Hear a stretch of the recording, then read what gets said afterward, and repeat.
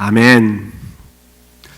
네, 감사합니다. 우리 로마서 14장 말씀을 잠깐 함께 읽겠습니다. 로마서 14장 7절부터 9절까지 세 절만 우리 찾으셔서 한 절 같이 한 목소리로 읽었으면 좋겠습니다. 로마서 14장입니다.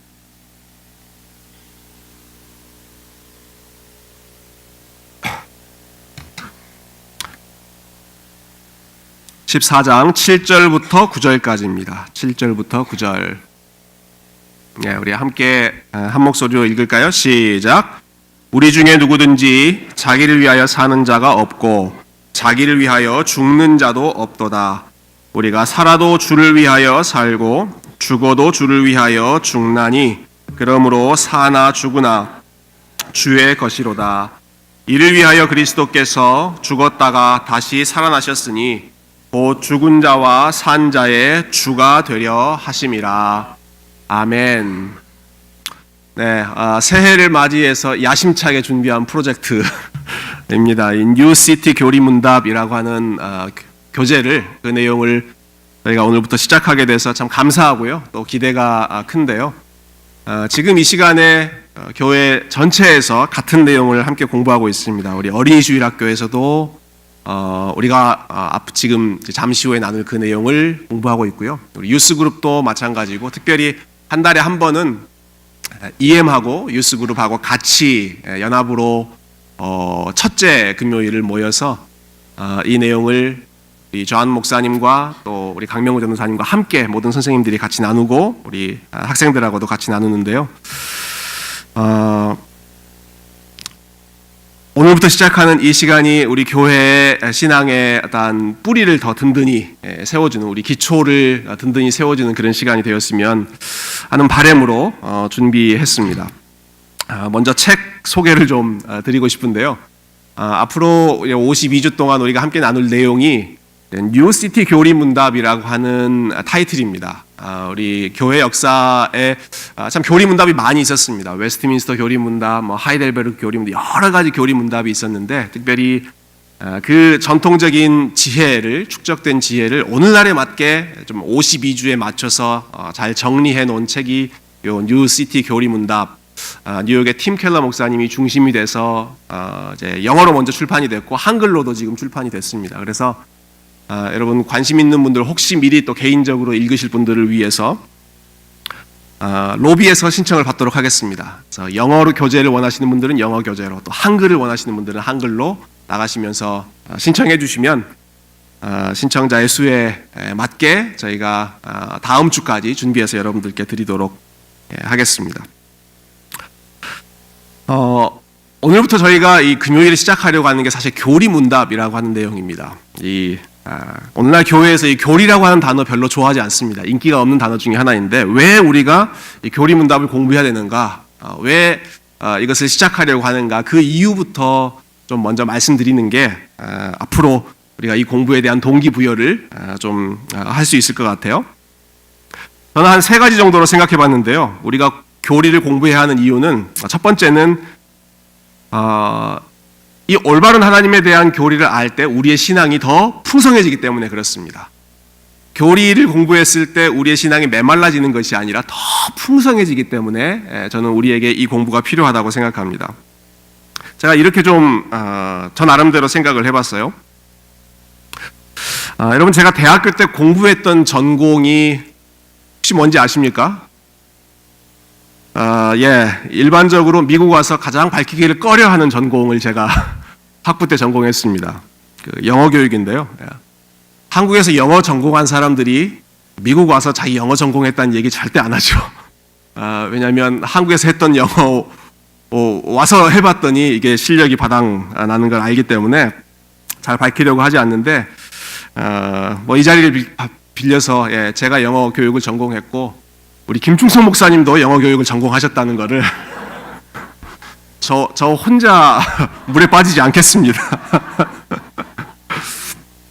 근데 저 역시 마찬가지입니다. 한국에서 영어를 전공했다고 해도 지금 저희 아이들 5학년, 1학년짜리 아이들한테 아빠 발음 이상해 이 이야기 들으면서 이제 핀잔 받고 있는 상황이기 때문에 뭐 저도 할 말은 없습니다만은 근데 제가 이 언어 영어를 공부할 때 참 인상 깊었던 내용이 하나 있어요. 그거는 새로운 언어를 배울 때 두 가지 접근 방법이 있다는 것입니다. 하나는 영어로 플루언시를 강조하는 방법이 있습니다. 유창함을 강조하는 겁니다. 이거는 뭐 문법, 단어 이런 거 생각하지 말고 일단 말이 되든 안 되든 문장이 맞든 안 맞든 먼저 그냥 말을 해보라는 거죠. 네. 또 다른 방법은 accuracy, 정확함을 강조하는 방법입니다. 이거는 주어, 동사, 목적어 이거 문법대로 또 단어 철자 열심히 준비해가지고 하는 거죠. 플루언시를 강조하는 방법은요, 스펠링이 맞든 문법이 맞든 신경 쓰지 말고 최대한 말을 많이 해보는 것, 그래서 의사소통을 자유롭게 하는 것이 중요하다. 이것을 강조하는 접근 방법입니다. 그렇게 일단 말을 하다 보면 이 외국어에 대한 두려움도 좀 사라지고 원어민하고도 좀 친해질 수 있고 그리고 제일 중요한 거는 사실 우리가 말이 안 되게 얘기해도 원어민은 그것을 다 알아먹기 때문에 우리가 굳이 완벽한 영어를 할 필요 없다. 너무 완벽한 영어 하려고 하지 말고 일단 말을 시작해라. 이게 플루언시를 강조하는 방법이죠. 반면에 accuracy, 정확함을 강조하는 쪽은 문법을 먼저 가르칩니다. 우리 전통적인 한국식 영어 교육이었죠. 학교 다닐 때 성문 종합 영어, 맨투맨 기본 영어 이거 공부하신 분들은 다 요 accuracy 중심으로 공부를 하신 분들이죠. 여러분 언어 배울 때 어떤 방법이 더 좋은 방법일까요? 유창함이 중요합니까? 정확함이 더 중요합니까? 이럴 때는 둘 다라고 얘기를 하셔야 됩니다. 둘 다 중요합니다. 둘 다. 유창한 게 사실은 중요하죠. 정확성만 강조하다 보면 우리가 한국 사람들이 많이 범하는 잘못 중에 하나가 머릿속으로는 완벽한 영어 문장을 이렇게 다 만들어 놓는데 실제로 입으로 나오기까지 시간이 굉장히 오래 걸리는 그러한 폐해가 있죠. 그러니까 일단 생각하기 전에 먼저 입을 열고 말을 해라. 이게 유창함을 강조하는 접근 방법인데요. 유창함만 강조하면 되는가? 그렇지 않습니다. 물론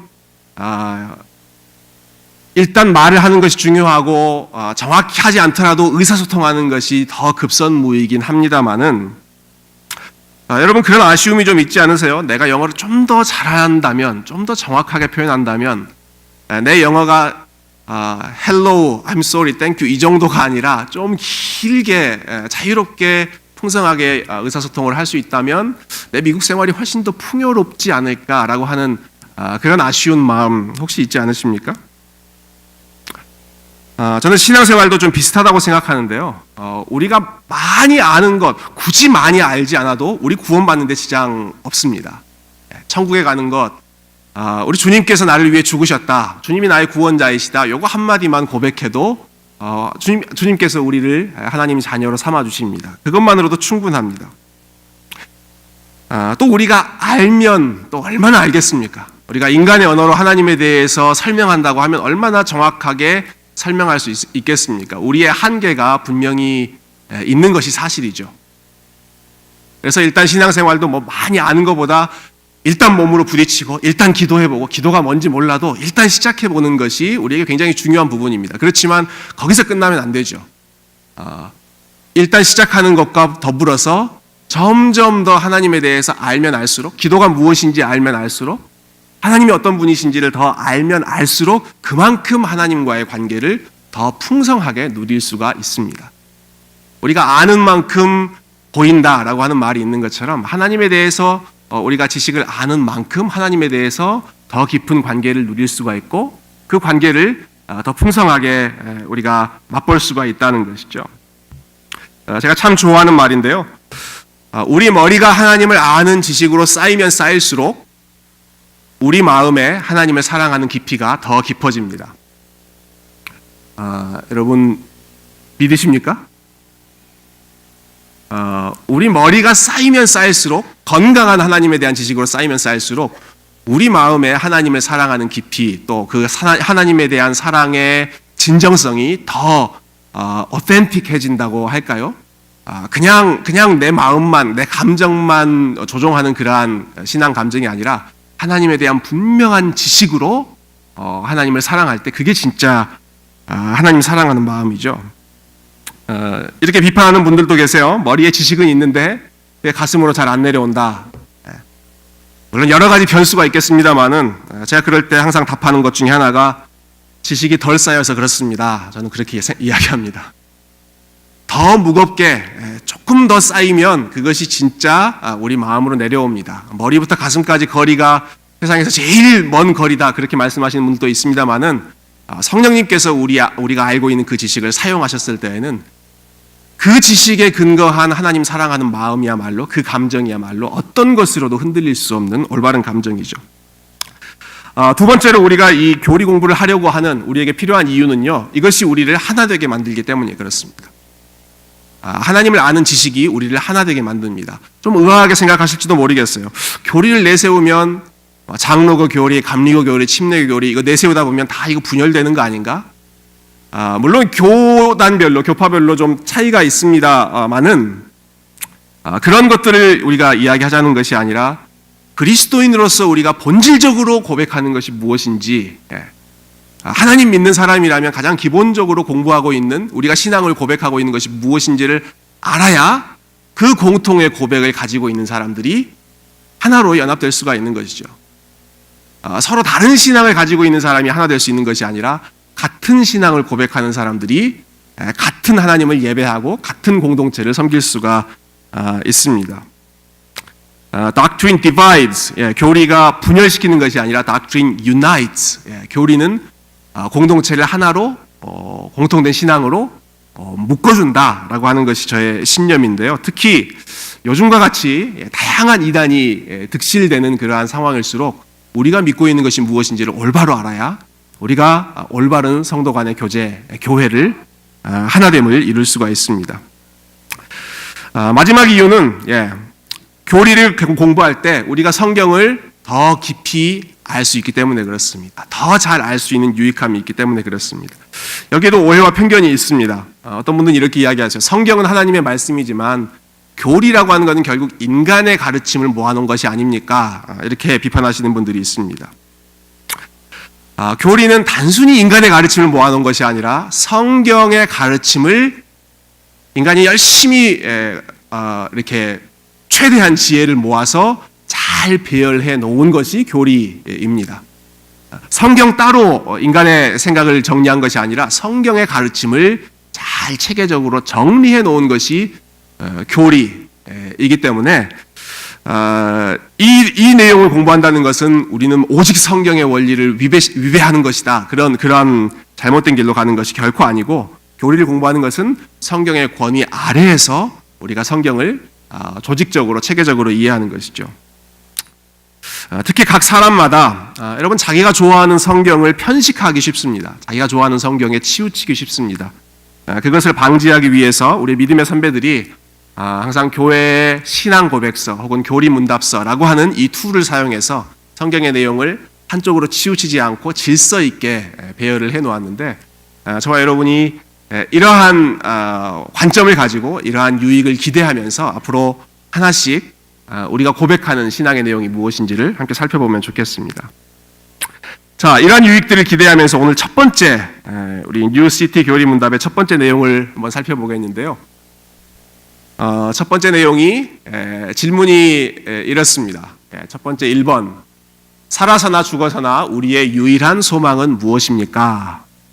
살아서나 죽어서나 우리의 유일한 소망은 무엇입니까? 우리 대답 같이 한번 읽어볼까요? 시작. 몸과 영혼이 하나님께 그리고 우리의 구주 예수 그리스도께 속해 있다는 사실입니다. 우리의 유일한 소망은 우리가 우리의 것이 아니라 우리가 그리스도께 속해 있다라고 하는 사실, 이것이 우리가 고백하는 또 이 뉴시티 교리 문답에서 첫 번째로 다루고 있는 주제입니다. 우리가 우리의 것이 아니다. 우리는 그리스도의 것이다 라는 것이죠. 여러분, 그리스도인의 가장 우선된 정체성, 우리 신앙의 출발점은 내가 나의 것이 아니라 내가 그리스도의 것이다 라고 하는 사실입니다. 그리스도인이라고 하는 단어 자체가 그리스도께 속한 사람이다 라고 하는 뜻을 의미하죠. 여러분, 교회라고 하는 단어, church라고 하는 단어도 그 원어의 의미를 거슬러 올라가 보면 헬라어로 퀴리오스라고 하는 주인, 주님이라고 하는 단어와 연결되어 있습니다. 그러니까 교회라고 하는 모임은 주님께 속해 있는 사람들의 모임이다라고 하는 것이죠. 주인이 누구냐라고 하는 것을 인정하는 것이 우리의 신앙의 첫 번째 단계라는 것입니다. 우리가 잘 아는 웨스트민스터 소요리 문답 1번 역시 마찬가지인데요. 사람의 제일된 목적이 무엇인가라는 질문에 사람의 제일된 목적은 하나님을 영화롭게 하고 하나님을 영원토록 즐거워하는 것이다. 우리가 이렇게 고백합니다. 그 고백과 이 고백은 서로 다른 고백이 아닙니다. 같은 고백을 서로 다른 관점에서 이야기하고 있는 겁니다. 사람의 제일된 목적은 나를 영화롭게 하는 것이 아니라 하나님을 영화롭게 하는 것이다. 내가 한 일을 보면서 즐거워하고 만족하는 것이 아니라 하나님께서 하신 일을 보면서 기뻐하고 즐거워하는 것이다. 우리가 나의 것이 아니라 하나님의 것임을 인정하며 사는 것이 하나님을 영화롭게 하는 것이고 하나님의 가장 마음껏 누릴 수 있는 방법이다. 이 두 가지 고백이 서로 연결되는 것이죠. 성경이 처음부터 강조하는 내용이 이것입니다. 우리가 창세기를 펴면 하나님이 세상을 창조하셨다. 하나님이 우리 모든 인간을 창조하셨다라고 하는 선포하는 말씀을 만나게 됩니다. 그 사실은 하나님이 창조하셨기 때문에 하나님이 세상의 주인이다. 하나님이 인간을 창조하셨기 때문에 하나님이 인간의 주인이다. 하나님이 주인이라고 하는 사실을 선포하는 것, 그것이 창세기의 첫 번째 고백이고, 여러분 이것을 인정하는 것이 믿음의 시작입니다. 하나님이 주인이시다라고 하는 것을 인정하는 것이 믿음의 시작입니다. 뒤집어 본다면 하나님이 주인이시다라고 하는 것을 인정하지 않는 것이 죄의 시작입니다. 믿음의 시작은 하나님이 주인됨을 인정하는 것이고 죄의 출발, 죄의 기원, 죄의 핵심은 하나님이 주인이심을 인정하지 않는 것, 부인하는 것이 죄의 시작이죠. 선악과를 따먹는 일, 그것이 왜 그렇게 큰 죄가 됩니까? 열매 하나 따먹는 게 왜 그렇게 큰 죄가 됩니까? 그것은 그 열매를 따먹을 때 하나님의 명령이 아니라 선이 무엇이고 악이 무엇인지를 판단하는 기준이 내가 생각하는 것, 내 눈에 보기 좋은 것, 내 판단, 그것이 기준이다 라고 하는 것을 선언하는 행위가 선악과를 따먹는 행위였기 때문에 그렇습니다. 내가 주인인데 누가 이걸 말려? 라고 선언하는 게 선악과를 따먹는 행위죠. 하나님께서 말씀하신 걸 인정하는 것은 하나님이 주인이심을 인정하는 것이지만 그것을 부인하고 그냥 내가 하고 싶은 대로 하는 것은 하나님 주인 아니고 내가 주인이다 라고 하는 것을 고백하는 것이죠. 여러분 예수님께서 우리의 죄값을 치르시고 십자가에 달려 죽으시고 다시 부활하여 사신 그 궁극적인 목적은 무엇입니까? 우리가 이 질문에 대해서 우리를 구원하시기 위해다. 우리를 구원하시기 위해 예수님께서 돌아가셨다. 또 부활하셨다라고 많이 설명하는데요. 우리를 구원하신다라고 하는 의미가 무엇인지를 좀 정확하게 우리가 이 문답에 비추어서 좀 이해하는 게 필요한 것 같습니다. 우리를 구원하셨다라고 하는 것은 주인을 원래대로 되돌리셨다라고 하는 의미입니다. 우리를 구원하셨다는 것은 원래의 주인에게로 우리를 되돌리셨다라고 하는 의미입니다. 사도 바울이 이 부분을 굉장히 잘 설명했습니다. 굉장히 많이 강조했는데요. 우리가 우리의 것이 아니라 우리가 주님의 것이다라고 하는 것을 회복시키는 것이 예수 그리스도의 사역의 목적이었다라고 하는 것이죠. 우리 로마서 1장 6절 한번 같이 읽어볼까요? 시작. 너희도 그들 중에서 예수 그리스도의 것으로 부르심을 받은 자니라.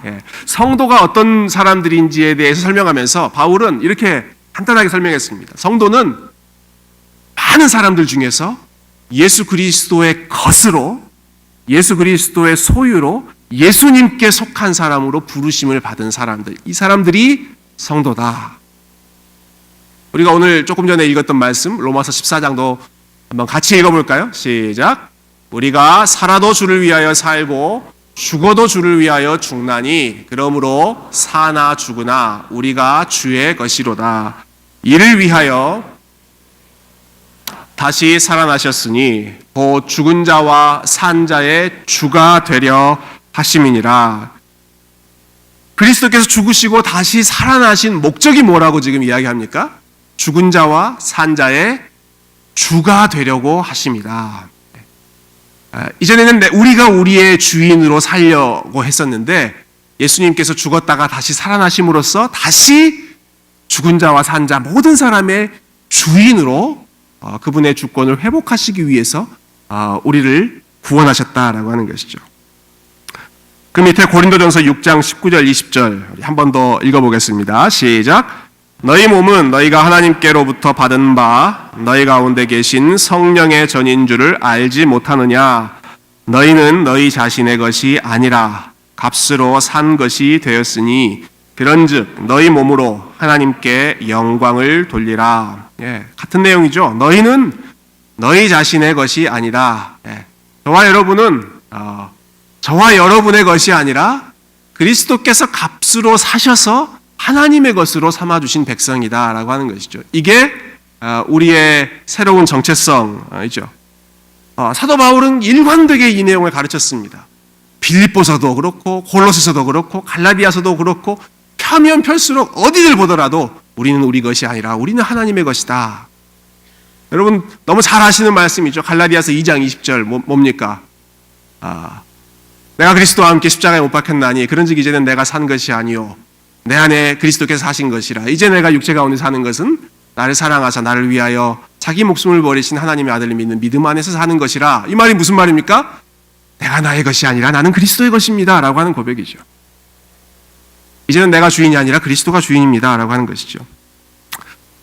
이 같은 의미를 복음서에서는 좀 이렇게 표현했습니다. 하나님 나라에 들어가는 것, 하나님 나라에 들어가는 것, 이것이 우리의 구원이다 이렇게 설명하는데요. 하나님 나라에 들어간다 혹은 하나님 나라의 백성이 된다라고 하는 것은 하나님이 왕으로 다스리시는 그 통치 안으로 들어가는 것입니다. 우리가 하나님 나라의 백성이 된다는 것은 아주 삐까번쩍한 어떠한 세상으로 입성하는 것인데 그것이 화려한 어떤 눈에 보이는 그런 화려한 것을 얻는 것이 아니라 하나님의 선하신 통치 아래로 하나님의 백성으로 하나님이 왕이신 것을 인정하며 사는 백성이 되는 것, 이것이 구원이고 하나님 나라에 들어가는 것이죠. 베드로전서 2장 9절 아주 중요한 말씀인데요. 그러나 너희는 택하신 족속이요 왕 같은 제사장들이요 거룩한 나라요 그의 소유가 된 백성이니, 하나님의 소유, 하나님의 것 된 백성이란 말이죠. 그 목적은 무엇입니까? 이는 너희를 어두운 데서 불러내어 그의 기이한 빛에 들어가게 하신 그 하나님의 아름다운 덕을 선포하게 하려 하심이라. 하나님 나라에 들어간다, 하나님의 백성이 된다라고 하는 것은 하나님의 아름다운 덕을 선포하고 우리가 하나님의 것임을 인정하며 하나님을 높이는 것, 그것이 우리의 믿음의 출발이다 하는 것이죠.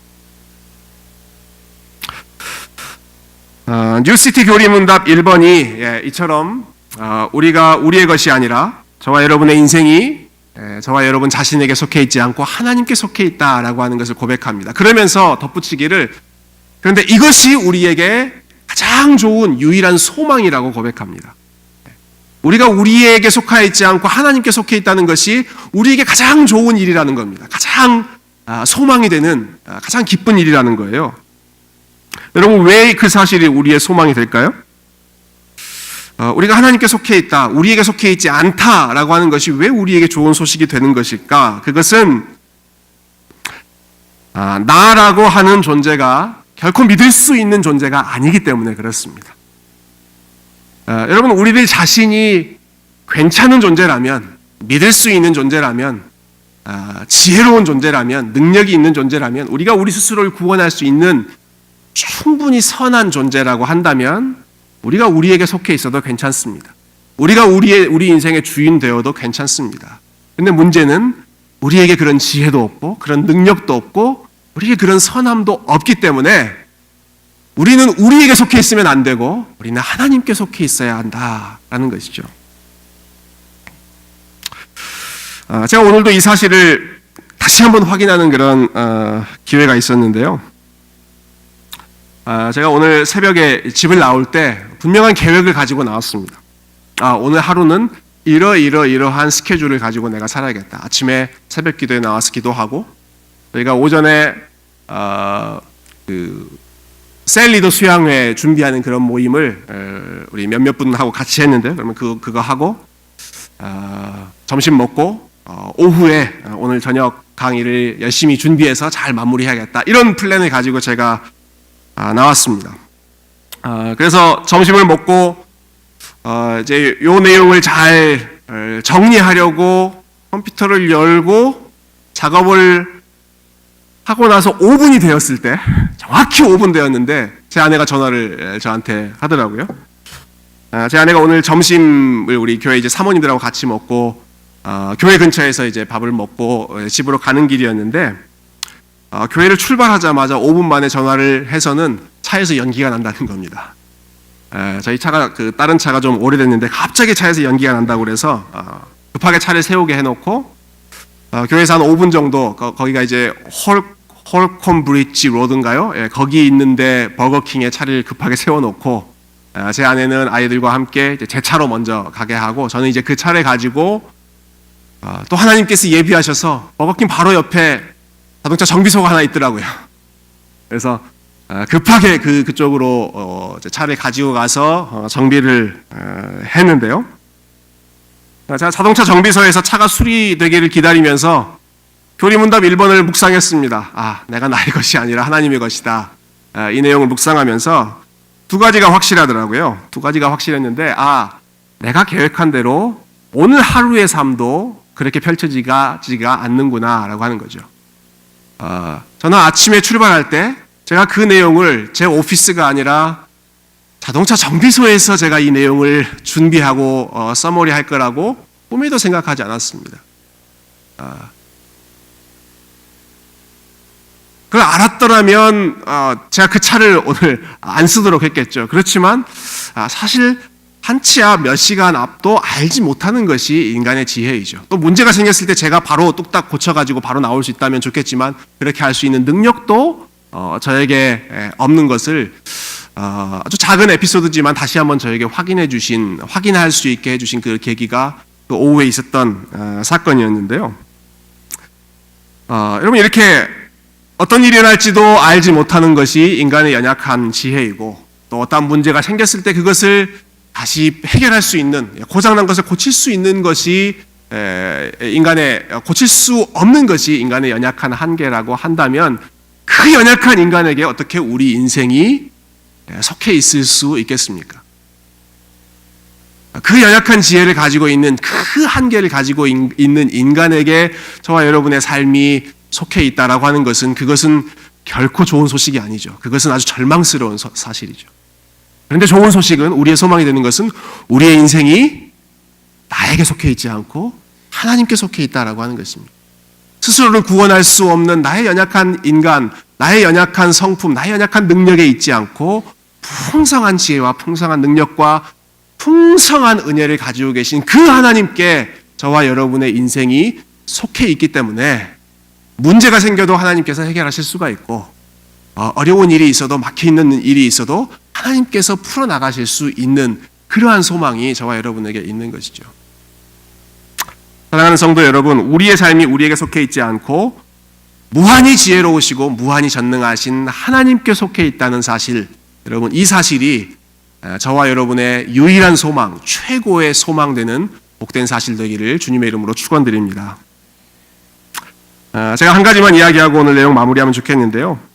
오늘 나눈 이 문답의 고백을 그대로 살았던 믿음의 선배 한 분을 좀 소개해드리고 오늘 내용을 마무리하고 싶습니다. 종교개혁가였던 존 칼빈 목사님이십니다. 혹시 기억하시는지 모르겠어요. 제가 그 목회 철학 간담회 할 때 우리 집사님 한 분이 목사님 어떤 책을 추천해주고 싶으십니까? 저에게 이렇게 질문하셨거든요. 그때 제가 좀 어렵지만 저는 칼빈의 기독교 강요를 추천해드리고 싶습니다. 라는 말씀을 드렸습니다. 기억나시나요? 혹시 읽으신 분 계십니까? 그 후에? 우리가 이번 여름에 한번 읽을 수 있는 그런 기회를 생각해 보면 좋겠는데요. 여러분, 그 책이 좀 두껍고 내용이 많지만 그 책의 가장 핵심이라고 할 수 있는 그 하이라이트를 오늘 내용과 연관되기 때문에 제가 함께 나누고 싶습니다. 기독교 강요에서 칼빈 목사님이 그리스도인으로 산다는 것, 크리스천 라이프의 핵심은 자기를 부인하는 것이다 라고 말했습니다. self denial, 자기를 부인하는 것이 그리스도인의 삶의 핵심이다 라고 이야기하면서 다음과 같이 자신의 신앙을 고백하셨습니다. 그럼 제가 한번 읽어볼게요. 우리는 우리의 것이 아니다. 그러니 우리의 생각이나 우리의 뜻이 우리의 계획과 행동을 주장하게 해서는 안 된다. 우리는 우리 것이 아니다. 그러므로 우리의 죄악된 육체의 편리한 것을 목표로 삼고 그것을 추구해서는 안 된다. 우리는 우리의 것이 아니다. 그러니 할 수 있는 대로 우리 자신이나 우리에게 속한 모든 것들을 잊어버려야 할 것이다. 반대로 우리는 하나님의 것이다. 그러므로 그를 위하여 살고 그를 위하여 죽어야 한다. 우리는 하나님의 것이다. 그러니 그의 뜻과 그의 지혜가 우리의 모든 행동을 다스리게 해야 한다. 우리는 하나님의 것이다. 그러므로 하나님을 유일한 목적으로 삼고 우리의 삶의 각 부분마다 그를 향하여 나아가도록 최선을 다해야 한다. 여러분 참 아름다운 고백이지 않습니까? 이 고백이 정말 아름다운 이유는 이것이 말로만 한 고백이 아니라 직접 삶으로 살아냈던 고백이기 때문에 그렇습니다. 여러분 칼빈 목사님이 평생 목회를 하셨는데 이분의 목회 경력이 굉장히 특이합니다. 이분이 원래 프랑스에서 태어나고 스위스 제네바라고 하는 곳으로 이민자로 평생을 살아가시는데 이분이 처음 목회를 한 스위스 제네바라고 하는 곳에서 한 3년을 채우지 못하고 그 지역의 사람들이 칼빈 목사님을 쫓아내 버렸습니다. 그 제네바라고 하는 지역에서 추방시켜 버렸습니다. 당신은 이 지역에서 목회하시면 안 됩니다. 추방시켜 버렸거든요. 얼마나 그 지역의 사람들이 이 칼빈 목사님을 싫어했는지 자기들이 키우는 그 개의 이름을 칼빈이라고 이름 붙이면서 이렇게 희롱하는 그러한 일들, 굉장히 휴밀리에이트 시키는 거죠. 그럼 혹시 여러분의 개의 이름을 제 이름으로 붙이시면 요즘에는 개들이 너무 사랑스러운 대상이 됐기 때문에 경멸의 대상이 아니라 사랑의 대상이 됐기 때문에 좀 그때랑은 의미가 좀 다를지도 모르겠어요. 근데 이렇게 칼빈 목사님을 쫓아 보냈단 말이죠. 그리고 나서 칼빈 목사님이 한 3년 동안을 정말 행복하게 목회합니다. 다른 지역, 옆에 있는 지역으로 옮겨서 그곳에서는 자기를 인정해주는 사람들하고 같이 목회하고 정말 존경할 수 있는 그 선배 목회자 밑에서 목회하고 그곳에서는 자기의 배우자도 만나서 결혼도 하고 너무너무 행복한 훗날 회고하기를 그 3년의 시간이 나에게 가장 행복한 시간이었다라고 회고할 정도로 가장 좋은 시간을 보내고 있는데 그러던 중에 자기를 쫓아냈던 스위스 제네바 사람들이 다시 칼빈 목사님을 부릅니다. 두 번째로 그 목사님을 청빙하는 거죠. 떠나보내고 나니까 그래도 이 사람만한 사람이 없었다라고 하는 것을 깨닫고는 칼빈 목사님을 다시 청빙하는데 여러분 같으면 어떤 마음이 드시겠습니까? 기쁜 마음으로 이제야 내 진가를 알아주는구나 하고 가시겠습니까? 나를 쫓아낸 교회에서 다시 나를 부른다? 별로 돌아가고 싶지 않겠죠. 그곳 쳐다보는 것만도 기분 나쁜 일이 될 것입니다. 그래서 칼빈 목사님이 한 동료, 자기의 동료 목회자에게 이렇게 고백합니다. 솔직하게 고백합니다. 내가 제네바로 가기보다 차라리 내가 1000번 죽으면 좋겠다. 그렇게 표현할 정도로 그 지역으로 가기가 그만큼 죽기보다 더 싫었던 것이죠. 근데 몇 주 후에 똑같은 동료에게 편지를 다시 보내면서 자기를 철저하게 부인합니다. 그리고 이렇게 고백합니다. 그러나라고 하는 말은 나는 정말 죽기보다도 그곳에 가기 싫지만이라고 하는 뜻이겠죠. 그러나 내가 나 자신만의 것이 아니라는 것을 기억할 때 하나님께 바쳐진 희생제물처럼 나는 나의 심장을 하나님께 드리나이다. 나 자신의 영광은 제쳐두고 하나님의 영광과 교회의 유익을 위해서 가장 좋은 것이 무엇인지를 바라는 것 외에는 다른 욕심이 없습니다. 나는 나의 것이 아닙니다. 나는 하나님의 것입니다. 하나님이 나를 그리로 보내신다면, 하나님께서 나를 그쪽으로 부르신다면 나는 나의 욕심을 내려놓고 하나님의 것으로 살아가겠습니다. 이 믿음의 고백대로 그가 선택한 것이죠. 그리고 평생 마지막 숨을 거두기까지 여전히 돌아와서도 계속 자기에 대해서 반대하는 성도들이었지만 스위스 제네바의 성도들을 끝까지 품으면서 교회를 위해서 하나님의 영광을 위해서 헌신했던 그런 아름다운 믿음의 삶을 보여주셨습니다. 사랑하는 새교회 성도 여러분, 우리의 인생은 우리의 것이 아닙니다. 우리는 하나님의 것입니다. 저와 여러분은 저와 여러분의 것이 아닙니다. 하나님의 것입니다. 저와 여러분의 자녀들은 부모된 저와 여러분의 것이 아닙니다. 그들은 하나님의 것입니다. 여러분, 이 교회는 어느 누구의 것이 아닙니다. 이 교회는 하나님의 것이고 우리에게 주신 모든 것, 하나님께서 우리에게 주신 그것이 물질이건 그것이 재능이건 그것이 학력이건 어떠한 것이 됐건 간에 그 모든 것은 우리의 것이 아니라 우리 하나님의 것입니다. 이것을 인정하는 것이 믿음의 출발이고 여러분, 그것이 우리의 것이 아니라 하나님의 것이다, 하나님이 다스리시는 것이다 라고 하는 것을 인정하는 것이 우리에게 가장 복된 일입니다.